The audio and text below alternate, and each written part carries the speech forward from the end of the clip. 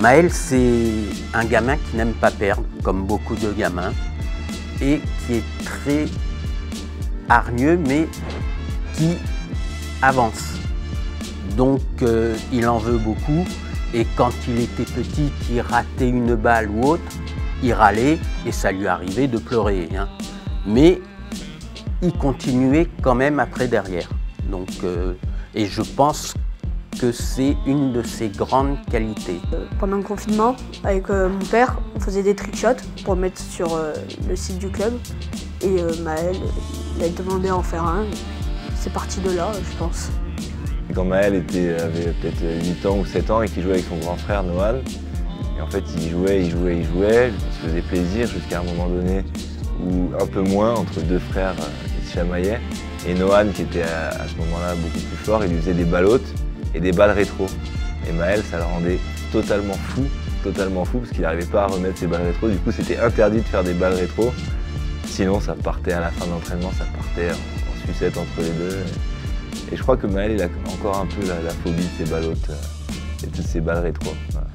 C'est grâce à son frère qu'il s'est mis au tennis de table, parce qu'au départ, à la base, Maël n'était pas un grand sportif. C'était plutôt canapé, je mange et dodo, quoi. Et pendant le confinement, on avait une grande table, on a mis un filet au milieu, son frère il voulait jouer, donc il avait joué avec Maël, et puis on a vu que il reproduisait les gestes de son frère, et puis on s'est dit il y a quelque chose quand même qui arrive et tout ça. Donc il a aimé, et puis après le confinement, il a commencé à aller à l'entraînement.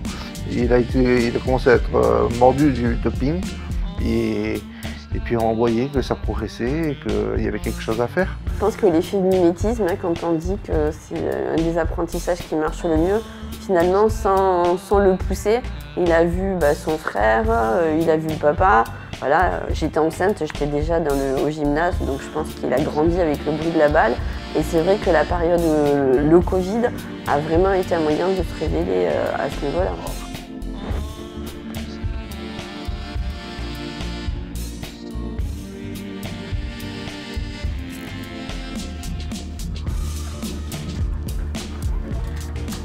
Salut. Hello, ça va?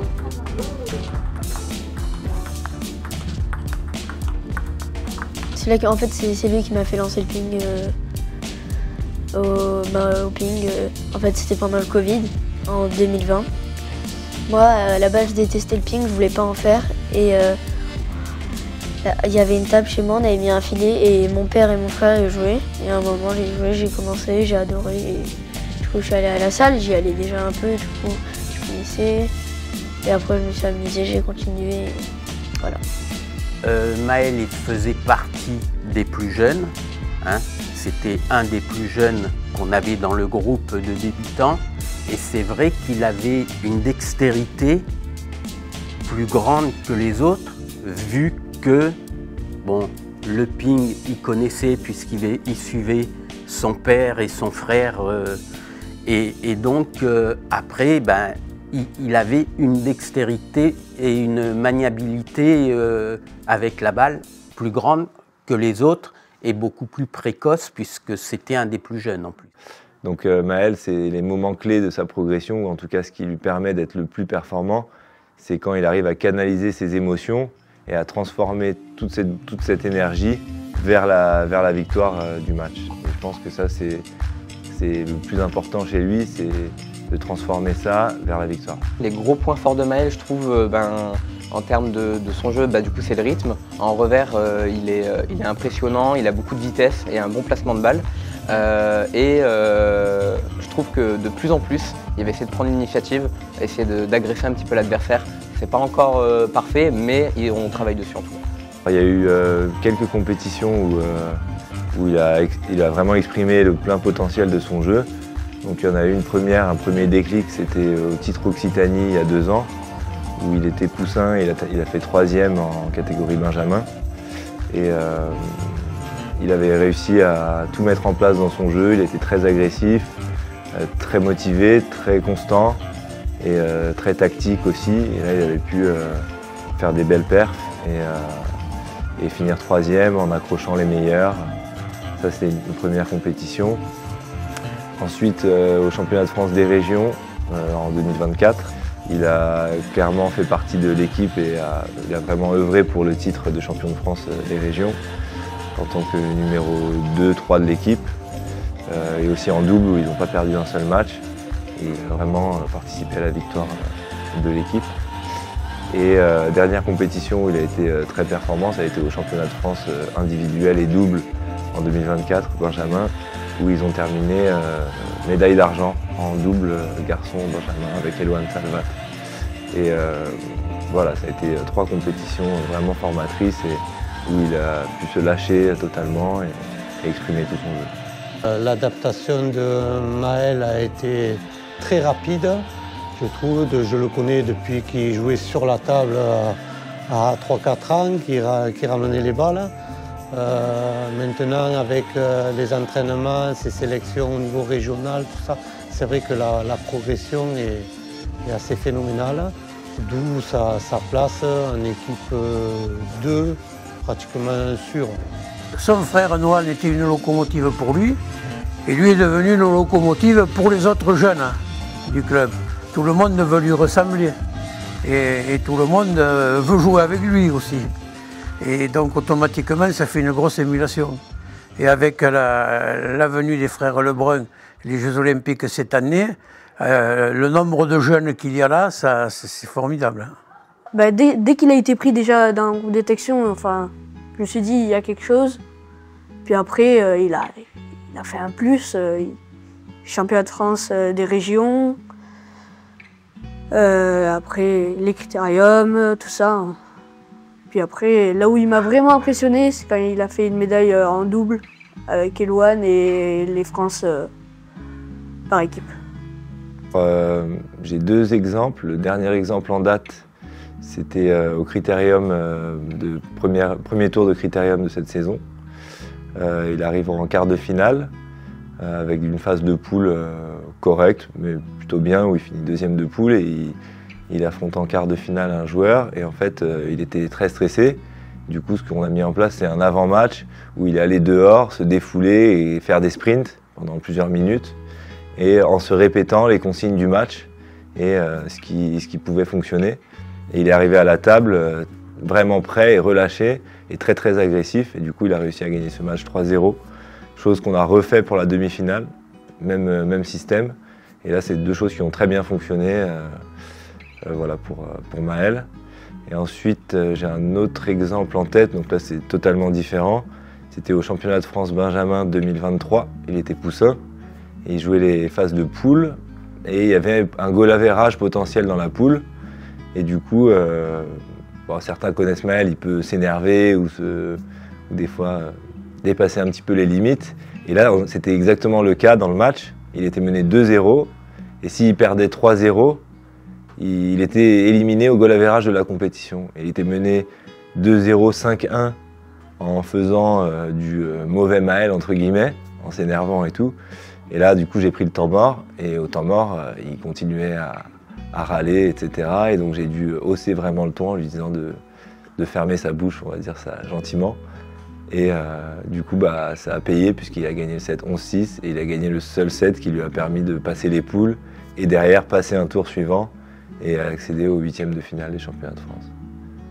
Là où je suis le plus fier, c'est que bon, quand il gagne une compétition, c'est logique, mais des fois, ben, il perd. Bon, il y a les émotions qui ressortent, mais après, ben, il est très sport avec très, comment dire, en fait, très fair play avec les joueurs et il véhicule une bonne image du club et de lui au sein de ses coéquipiers, quoi. Bah oui, parce que moi je trouve qu'il a que 10 ans, il a quand même fait déjà pas mal de compétitions, enfin il a déjà un parcours qui est plutôt chouette, hein. Quand je lui dis quand il a perdu, je lui dis mais regarde, tous les copains ils en sont pas arrivés jusqu'à là, ça y a permis d'avoir une maturité, partir de la maison en stage, aujourd'hui il gère sa valise, il se pose plus de questions, voilà, donc je pense que ça l'a fait grandir dans une maturité que les autres enfants qui font pas du sport à ce niveau-là n'ont pas. La gestion de ces matchs, pour Maël, vu son jeune âge quand même, 10 ans, c'est là où je trouve sa force. Je trouve qu'il a une intelligence de jeu qui fait partie des meilleurs jeunes au niveau de la France. Il est, pour moi, à son âge, il est quand même pas mal mature, surtout dans des jeux compliqués. Dès qu'on joue des adultes avec les picots, tout ça, il a su très vite s'adapter à ces jeux-là. Pour moi, du coup, c'est un petit peu particulier parce que Maël, je le connais depuis sa naissance. On est même allé le voir à la maternité, parce qu'on a un lien quand même assez fort avec toute la famille. Nous sommes amis depuis très longtemps. Et du coup, je peux dire que sa progression, je la suis depuis le début. Je le dis, je le répète, il a été vraiment hyper solide, hyper mature, on dirait pas un enfant de 10 ans, il est on dirait honnêtement un adulte, quoi. Le fait que Maël grandisse et rentre dans des compétitions plus difficiles, on voit aussi que la gestion des émotions devient plus dure. Finalement, petit, on dirait qu'il mettait moins, il y avait moins un enjeu émotionnel qu'aujourd'hui, oui, parce qu'aussi il est un ambassadeur, parce qu'aussi il veut progresser, il y a ce challenge toujours de points. Et aujourd'hui, voilà, on sent aujourd'hui que la notion de gestion du stress et des émotions est plus difficile. Je pense que ça vient aussi parce qu'il a 10 ans aujourd'hui, il grandit et que c'est plus compliqué. Mais il va grandir et tout va bien se passer. Mais en tout cas, il est conscient de tout ça, mais des fois, c'est plus fort que lui. Les émotions, il ne les contrôle pas. C'est encore un enfant. Des fois, on pense que c'est un enfant il a l'âge de 14 ans, alors qu'il n'a que 10 ans aujourd'hui, quoi. Et on peut pas il ne peut pas contrôler ses émotions comme un enfant de 13 ou 14 ans, quoi. Et en même temps, les matchs que j'ai vus, même des matchs d'adultes, il y a des adultes qui ne gèrent pas leurs émotions, ça pleure, ça crie, ça râle, comme les enfants. Et il essaye de progresser sur ça et on en est content et il faut qu'il continue dans ce sens-là. C'est une immense fierté parce que on prend les moments tels qu'ils sont. S'il continue dans cette progression-là, je sais très bien que ça va être peut-être juste pour cette phase-là. Vu ce qu'il est en train de faire en plus aujourd'hui, il a le niveau même peut-être pour jouer un peu plus haut, quoi. Son plus grand point fort, c'est de savoir comprendre, s'adapter au jeu de l'adversaire. Après, ce qu'il y a de bien, c'est que dans le club, il y a un autre jeune qui est juste en dessous de lui. Et donc, comme on dit, il se tire un peu la bourre et que ce soit l'un ou l'autre, ça les monte en avant. Maintenant, il faudra qu'il se renforce musculairement pour aller un peu plus vite.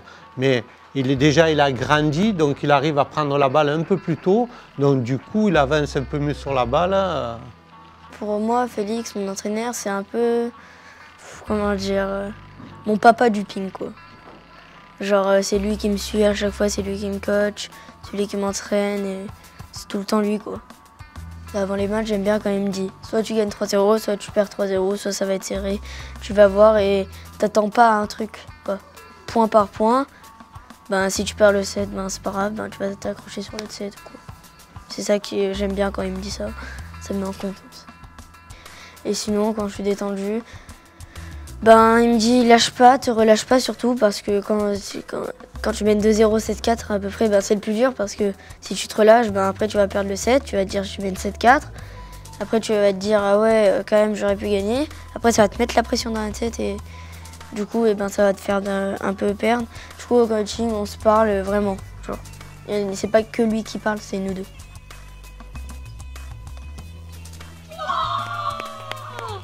Tranquille.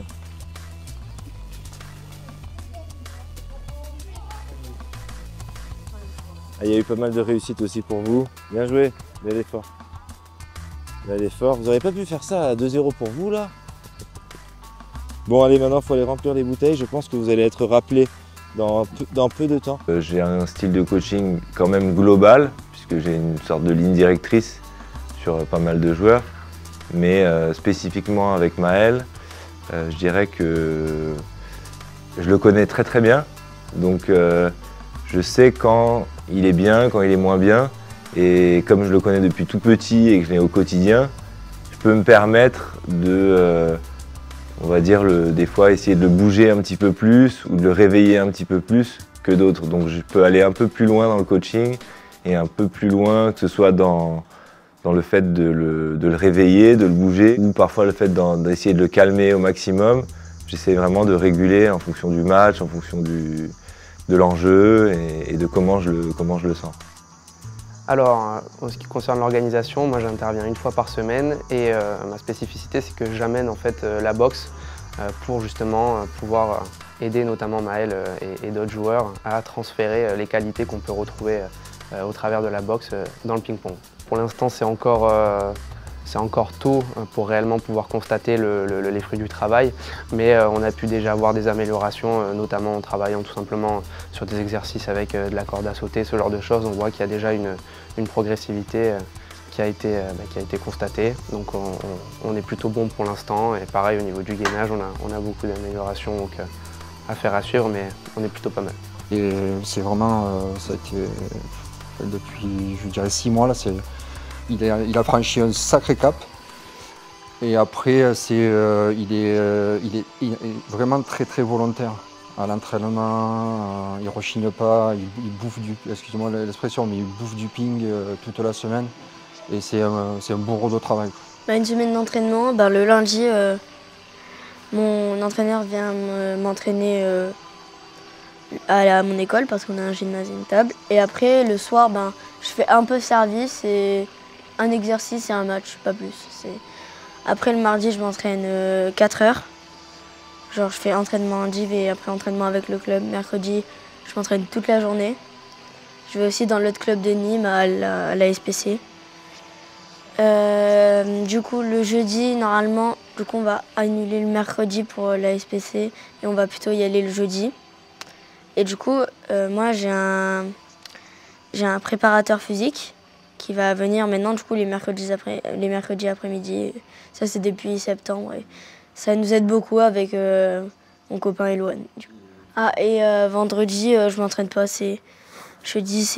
Vendredi, c'est pause et le week-end, c'est match.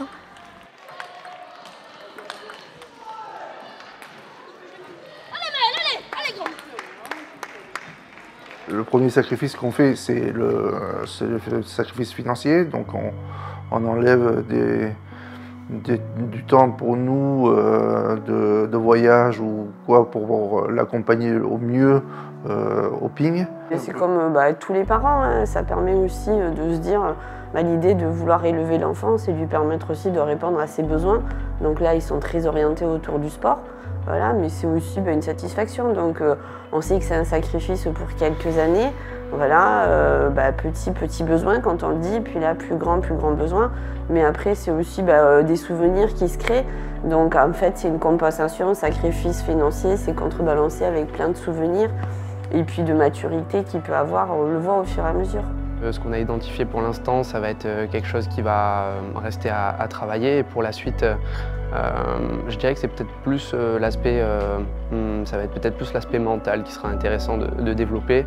Je pense que c'est ce qui pourra faire aussi la différence à un certain moment au niveau technique et physique quand on a des acquis. Après, je pense que c'est vraiment au travers du mental qu'on va pouvoir faire la différence. Et c'est aussi ce que j'essaie déjà de leur amener en fait, justement avec la boxe qui est un bon outil. Donc savoir se dépasser dans des circonstances où c'est un petit peu difficile, voire quand on est carrément dans le rouge, c'est ce qu'on veut aussi essayer, notamment avec Félix, de leur amener. Donc c'est pour ça que je pousse l'entraînement déjà un petit peu sur cet aspect.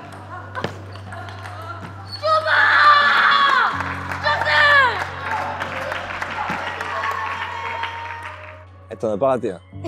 Si, ouais. Parce qu'il m'a fait enfiler, du coup j'ai pas. Ouais. Donc pareil, après tu peux viser des zones, tu peux être en ligne, en diago, et cette qualité-là, quand tu mets les jambes, voilà, mais il faut de la rigueur quand tu démarres revers. Il faut de la rigueur parce que si on lâche tout et tout, il faut faire les efforts pour que ça passe. Hein? Et après, j'aimerais bien que tu arrives peut-être à le surprendre un peu plus au service, là tu le surprends pas des masses. J'ai vu un petit bombe, j'ai bien aimé. Mais tu peux aller peut-être bombe dans le coup droit aussi de temps en temps, rallonger un peu dans son coup droit. Et après, moi, ce que j'aimerais bien voir, quand vous êtes en rythme, ce qui fait qu'il gagne des points en rythme, c'est que tu rentres dans son jeu, tu es à plat. C'est que tu arrives à sentir quand il va t'écarter et que tu repasses au-dessus. Et que tu repasses au-dessus de la balle, diagonale ou où tu veux. Donc tu arrives à sentir et que tu repasses au-dessus des balles. Hein? Le coude, il est placé dans l'échange. Allez. Ma plus grande qualité, jamais lâcher.